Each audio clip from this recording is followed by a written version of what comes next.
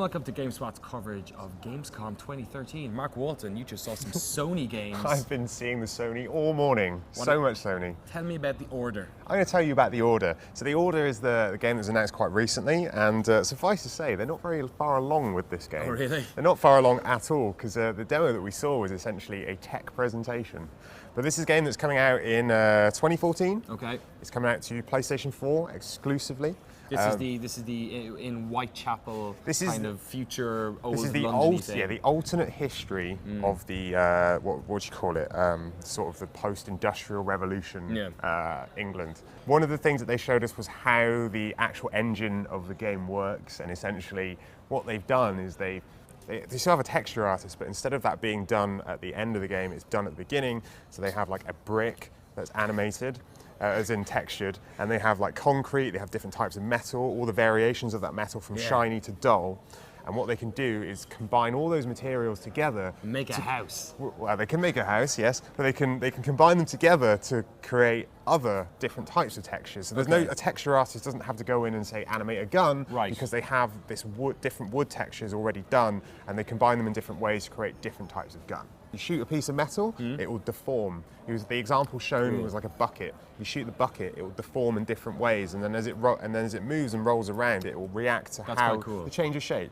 So instead of just a decal, it's like exactly. So it's little touches like that, and that's the sort of thing they aim for. They basically went on a tour of London where they took, I can't remember the exact number, but it was a lot of photos, 160 gigabytes of photo data. Did they ever have their camera robbed? No. Apparently they got stopped by the police though, several times. Yeah, that makes sense. So what we've got on the order so far is essentially some cool tech demos, a nice looking engine, obviously. It's brick tech, but not a lot on the game itself, so we'll have to wait and see, I'm afraid. All right, let's go to something a little bit closer to being released. You also saw Knack. I did see Knack. So Knack is the fun platformer by Mark Cerny, who also happens to be the lead system architect on PlayStation 4. Mark Cerny of Crash Bandicoot fame.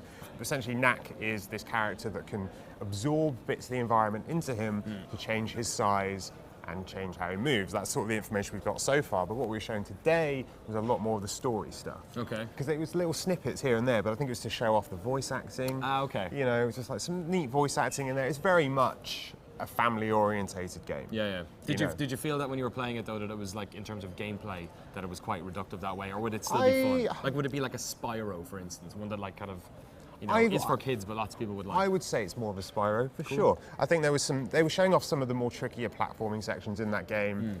It worked quite well. I think that one of the other things that they're doing is an interesting co-op mode as well, specifically aimed at families. This is something they announced today, is that you can join in as Robo-Knack. And when you join in as Robo-Knack, you basically... I thought Knack was already a robot. No, he's not a robot. He's not a robot. He's not a robot. He absorbs... He's basically based on these artifacts, and it's the artifacts that he absorbs that give him his power.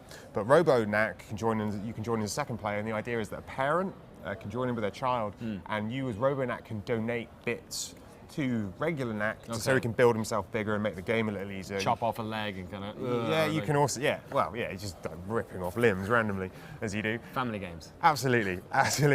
I'm still not sure about Knack. You know, I played a little bit of it at E3. It's a nice little platform. I don't think it's going to change the world from what I've seen so far, but maybe I'm wrong. I'm willing to be proved wrong on this. Maybe Knack will come out and I'll be like, hey, Knick-knack paddywhack. Platformer of the decade. We've talked about some of the American stuff. Japan Studios working on Rain. Now this, ladies and gentlemen, was the most interesting game that I saw today. I mean, for me personally, I thought this was a really cool looking game. So this is, I mean, we've known a little bit about this before, but to recap, this is the game where you play as a small child, a little boy who sees this girl outside his window, and she's basically invisible unless she's in the rain. And he gets sucked into her world, and her world is a rain that is always at night and always raining. And Great. We're back to London again. We're back to London again, basically. But the core mechanic of the game is that you can either be visible when you're in the rain or invisible when you're not in the rain. And that's basically how the puzzles work. There's even only 3 buttons in this game. Is this like full retail stuff, or is this more, like a journey? No, this is PS3. It's more of a journey thing. It's PSN download. Cool. But it's one of those sort of really interesting indie titles that, well, it's not indie, it's like an indie studio within Sony, if that makes sense, that is going to be one of those things that people look to. I think it's going to be up there with the likes of Journey. This looks super interesting. You know, I don't want to use the games as art angle, as it's a bit cliche. I know. Do it. I know. But if we were to go down that road, I would say that this would probably be one of those games. Okay. Another game that may be art is Beyond Two Souls, and that's the last game you saw this morning. The last game I saw this morning was Beyond Two Souls by our good friend David Cage. Indeed, who's just walking around here. He's walking around having a coffee. Getting his sun on. That's the high life we lead. What we saw today was essentially just a recap of some of the stuff we saw before. So, I mean, there wasn't too much news to talk about here. It's clear that this is quite a big game. It's going to span a lot of different areas. You've got the lead character who is spanning a huge age range. Like a lifespan. A lifespan of the lead character, and it's a really interesting development. And what was also very good were, again, the animations, the voice acting is marvelous. I wish all games had voice acting like this. But there was one other thing they announced today, and if you are an Android or iPhone owning type person, as you are, why you're that person. I'm that person. Everyone is. You can use your touchscreen device to control the game. You don't have to use a DualShock. Wow. I know. Wait, I how does that? We're talking analog stick. Okay, so it's not an analog stick sort of situation. Okay. It's very much, the idea is that it's aimed at the people that would that played Heavy Rain but didn't actually play it. I.e., you would sit with a friend with a controller and tell them what to do. And David Cage was saying, well, this is his theory, is that those people were put off by the crazy analog sticks and buttons of a controller. I can certainly see that. Sure. Great. So the Vita as well then? You'd think there'd be a Vita app, but no. Despite the Vita's glorious touchscreen, there is no Vita app. It is just Android and iOS. But that brings me neatly onto the final point that they broadcast, is that there is a co-op of sorts in this game. So you can switch between the two characters, and one person plays one person plays the other. So if you're playing as the ghost character, you have different sets of interactions. It's not simultaneous. So you'll still help. You'll play as one, you'll move around, and then you'll switch to the other, and your friend can open a door for you. Because obviously you're a ghost, you can float through different parts of the scenery. Is this at specific points in the game, or? It's anywhere in the game. It's anywhere in the game. Now you're able to do this as one person, as one player.